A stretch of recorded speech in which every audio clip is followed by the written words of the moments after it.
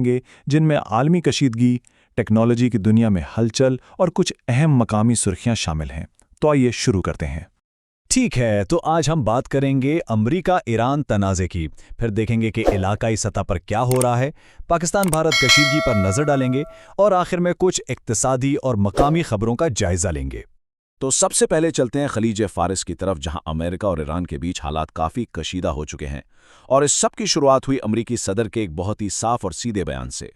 اور یہ صرف کوئی عام بیان نہیں ہے، یہ بیان ایک طرح سے روایتی سفارتکاری سے ہٹنے کا اشارہ دے رہا ہے۔ مطلب یہ کہ امریکہ اب شاید بات چیت کے بجائے طاقت کا استعمال کر کے اپنے مقاصد حاصل کرنا چاہتا ہے۔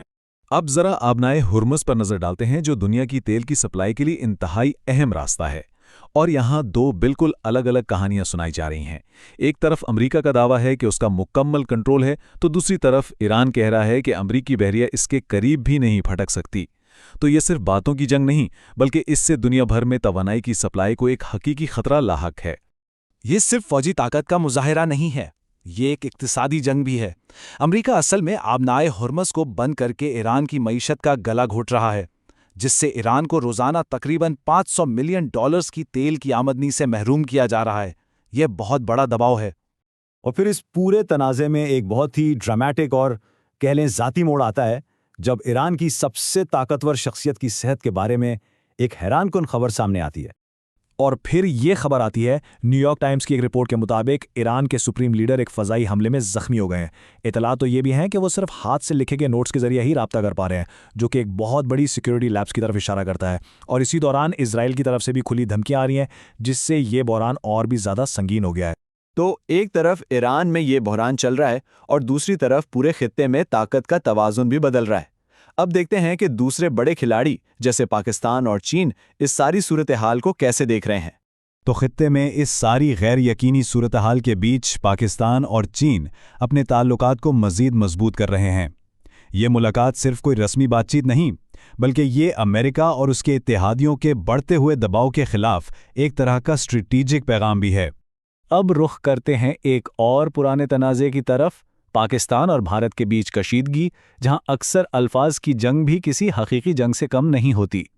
تو بھارت کی طرف سے جو الزامات لگائے گئے ہیں، پاکستان نے انہیں سختی سے مسترد کر دیا ہے۔ پاکستان کا موقف ہے کہ یہ سب بے بنیاد پروپیگنڈا ہے، اور اس نے بھارت پر زور دیا ہے کہ وہ زیادہ ذمہ داری سے کام لے۔ اور پھر کہانی میں ایک اور ٹوسٹ آتا ہے۔ امریکی صدر ٹرمپ کا ایک مبینہ بیان سامنے آیا ہے، جس میں انہوں نے بھارت کو جہنم کا گڑھا کہا ہے۔ اس ایک تبصرے نے بھارت کے اندر ایک سیاسی بھوچال پیدا کر دیا ہے، اور وہاں کی اپوزیشن اسے ایک بڑی توہین قرار دے رہی ہے۔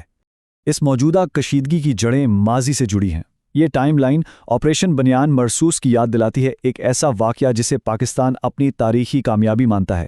1 سال گزرنے کے بعد بھی پاکستان کا کہنا ہے کہ بھارت نے اس آپریشن سے جڑے اہم سوالات کے جوابات نہیں دیے، اور اسی وجہ سے یہ تنازع آج بھی زندہ ہے۔ اچھا، تو اب دیکھتے ہیں کہ یہ جو ساری جیو پولیٹیکل ہلچل ہے، اس کا معیشت پر کیا اثر پڑ رہا ہے، اور اسی خطے سے ٹیکنالوجی کی دنیا کی ایک بہت ہی دلچسپ کہانی بھی سامنے آئی ہے۔ تو یہاں سمجھنے والی بات یہ ہے کہ آبنائے ہرمز کی کشیدگی کے اثرات پوری دنیا پر پڑ رہے ہیں۔ تیل کی قیمتوں میں 4% سے زیادہ کا اضافہ ہو چکا ہے، جس کا سیدھا مطلب یہ ہے کہ دنیا بھر میں لوگوں کے لیے پیٹرول اور ٹرانسپورٹ مہنگا ہو رہا ہے۔ ایک طرف تو یہ عالمی تناؤ ہے، لیکن دوسری طرف کراچی سے کامیابی کی ایک ایسی ناقابل یقین کہانی سامنے آئی ہے۔ صالح آصف نے اپنے دوستوں کے ساتھ مل کر کرسر نامی ایک کمپنی شروع کی اور ایک زبردست AI کوڈنگ ٹول بنایا۔ یہ ٹول اتنا کامیاب ہوا کہ انویڈیا اور ایڈوبی جیسی بڑی کمپنیاں اسے استعمال کرنے لگی، اور اب تو ایلون مسک کی اسپیس ایکس نے اسے خریدنے کے لیے $3 ارب کی پیشکش کر دی ہے۔ یہ واقعی ایک کمال کی بات ہے۔ آخر میں اب کچھ خبروں پر نظر ڈالتے ہیں جو خود پاکستان کے اندر سے آ رہی ہیں۔ اور اب کچھ ایسی خبریں ہیں جو ملک کے اندر کے حالات کی عکاسی کرتی ہیں۔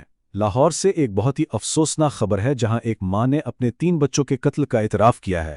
کراچی میں کونگو وائرس سے ایک 17 سالہ نوجوان کی موت ہوئی ہے، اور راولپنڈی کے ایک بڑے ہسپتال کا تہہ خانہ پانی میں ڈوب گیا ہے، جو ہمارے انفراسٹرکچر کے مسائل کو سامنے لاتا ہے۔ اور اب کچھ ہلکی پھلکی خبریں۔ رپورٹ میں پاکستان سپر لیگ کے حالیہ میچز کا بھی ذکر ہے، جس میں راولپنڈیز اور کراچی کنگز نے اہم میچز میں کامیابی حاصل کی۔ تو ہم نے دیکھا کہ ایک طرف عالمی سطح پر طاقت کی کشمکش جاری ہے، دوسری طرف معیشت میں اتار چڑھاؤ ہے، اور پھر ملک کے اندر کی اپنی کہانیاں ہیں۔ یہ سب چیزیں کہیں نہ کہیں ایک دوسرے سے جڑی ہوئی ہیں۔ اب سوال یہ پیدا ہوتا ہے کہ کل کی سب سے بڑی خبر کیا ہوگی؟ کوئی بین الاقوامی بحران یا ہمارے اپنے ملک کا کوئی اندرونی معاملہ؟